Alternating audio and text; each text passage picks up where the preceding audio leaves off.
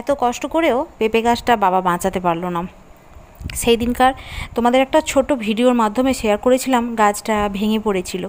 তো গাছটা মোটামুটি বাবা তুলে সজা করে দিয়েছিল, কিন্তু ওই গাছটা মানে পেঁপে গাছটা পড়ে গিয়ে আজকে ভেঙে গেল, মাঝখান থেকে পুরো ভেঙে গেছে। সঙ্গে তার পাশে যে আতা গাছটা ছিল সেই আতা গাছটাও কিন্তু ভেঙে গেছে। তো একটা গাছ তো বাঁচাতে পারলাম না, সঙ্গে আর একটা গাছও কিন্তু মরে গেল।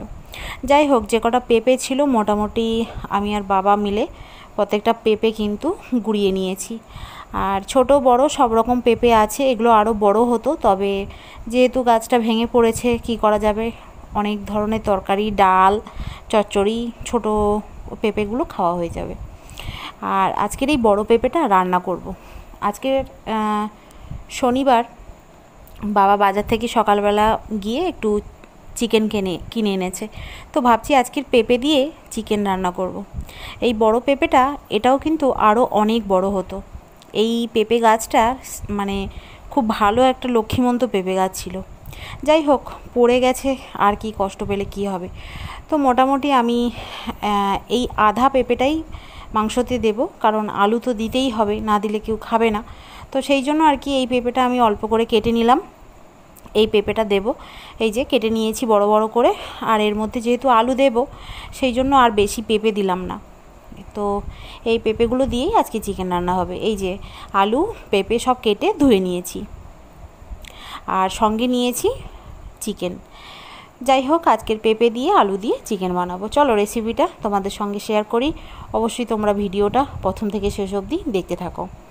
প্রথমে আমি কড়াতে একটুখানি সাদা তেল দিয়ে আলু আর পেঁপে যে কেটে রেখেছি ওইগুলো আমি একটু ভেজে নেব অল্প নুন দিয়ে।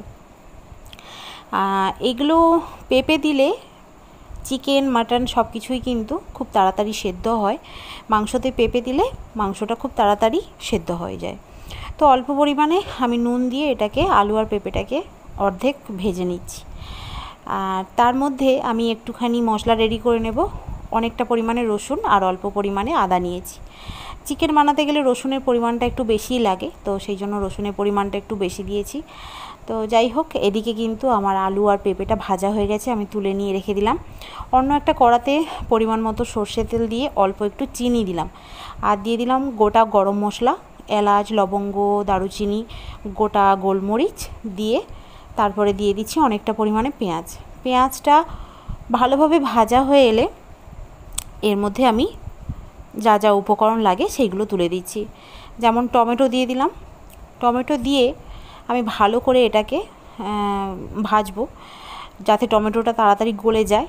তো অল্প পরিমাণে একটু নুন দেব এর মধ্যে। তার আগে আমি 7-8টা মতো কাঁচা লঙ্কা দিয়েছি, কাঁচা লঙ্কাতেই রান্না করব আজকে। তো মোটামুটি টমেটোটা এই যে গলে এসেছে। এইবারে এর মধ্যে আমি আদা রসুনের যে পেস্টটা করে রেখেছি সেটাই তুলে দিচ্ছি। আর রসুন একটু বেশি দিয়েছি, যে কারণে পেস্টটা সাদা সাদাই লাগছে। আর যাই হোক, পেস্টটা দিয়ে আবারও কিন্তু ভালোভাবে এটাকে কষাবো। দিয়ে দিলাম পরিমাণ মতো কাশ্মীরি লঙ্কার গুঁড়ো, অল্প পরিমাণে দেব হচ্ছে হলুদ গুঁড়ো, আর দেব জিরে গুঁড়ো। দিয়ে এটাকে ভালোভাবে মশলাটাকে আমি কষিয়ে নেব। আর আজকের চিকেনটা কিন্তু একদম কষিয়ে কষিয়ে রান্না করব। তো মশলাটা অনেকক্ষণ কষিয়ে নিয়ে আমি কিন্তু ধুয়ে রাখা চিকেনটা এর মধ্যে তুলে দিলাম। আর প্রায় অনেক দিন এরকম পেঁপে দিয়ে আলু দিয়ে চিকেন বানানো হয় না। মা তবে যখনই উনানে রান্না করতো তখনই কিন্তু পেঁপে দিয়ে চিকেন রান্না করতো। তো যাই হোক, আমি রান্না করছি আজকে। মাংসটা একেবারে ঢাকা দিয়ে কষিয়ে নেব। অনেকক্ষণ কষিয়ে নেওয়ার পরে এরকম দেখো চিকেন থেকে জল বেরিয়ে এসছে।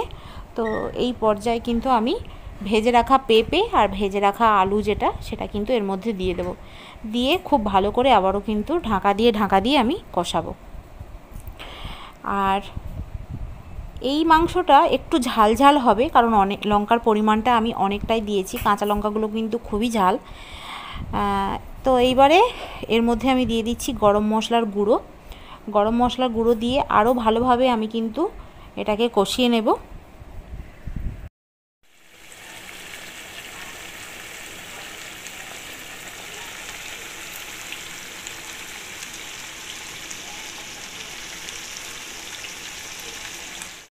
তো মাংসটা আমার একেবারেই কিন্তু কষানো হয়ে গেছে, তেল ছেড়ে এসছে দেখতেই পাচ্ছ মাংসটা থেকে। আর কষানো মাংস হয়ে গেলে অর্ধেক কষানো মাংস কিন্তু খাওয়া হয়ে যায়। তো কাদের বাড়িতে এরকম কষানো মাংস কিন্তু রান্না মানে হতে হতেই মায়েরা রান্না করে আর সবাই বাড়ির সবাই মিলে খাওয়া দাওয়া করে, সেটা কিন্তু অবশ্যই কমেন্ট করে জানিও, কারণ কষা মাংস খেতে সবাই পছন্দ করে। যাই হোক, তারপরে এর মধ্যে কিন্তু আমি গরম জল দিয়ে দিলাম, আর এটা একটু ঝোল ঝোল মতো হবে।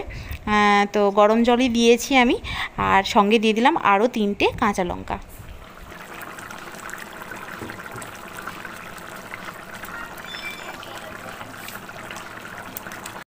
তো লাল লাল মাংসের ঝোল কিন্তু একেবারেই রেডি হয়ে এসছে। লাস্টে নামানোর আগে আমি সানরাইসের মিট মশলা সেটা দিয়ে দিচ্ছি। আর মাংস একেবারেই রেডি। তো আলুও সেদ্ধ হয়ে গেছে, পেঁপেও সেদ্ধ হয়ে গেছে। তো ফাইনালি অনেক দিন পরে এরকম কিন্তু পেঁপে দিয়ে আলু দিয়ে মাংসের ঝোল খাচ্ছি। রেসিপিটা কেমন লাগলো অবশ্যই কমেন্ট করে জানিও, ভালো লাগলে লাইক করো, আর যারা চ্যানেলে নতুন আছো তারা তাড়াতাড়ি সাবস্ক্রাইব করো। দেখা হচ্ছে কালকের আবার নতুন কিছু নিয়ে। সবাই ভালো থেকো, সুস্থ থেকো, টাটা।